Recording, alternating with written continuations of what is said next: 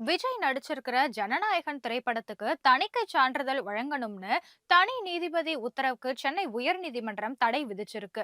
விஜய் நடித்த ஜனநாயகன் படத்தை பொங்கலுக்கு முன்னாடியே திரையிட திட்டமிடப்பட்டது. ஆனா இந்த படத்துக்கு தணிக்கை சான்றிதழ் கிடைக்கல. இதனை தொடர்ந்து பட தயாரிப்பு நிறுவனம் தரப்புல சான்றிதழ் வழங்க மத்திய திரைப்பட தணிக்கை வாரியத்துக்கு உத்தரவிட கோரி சென்னை உயர்நீதிமன்றத்துல வழக்கு தொடரப்பட்டது.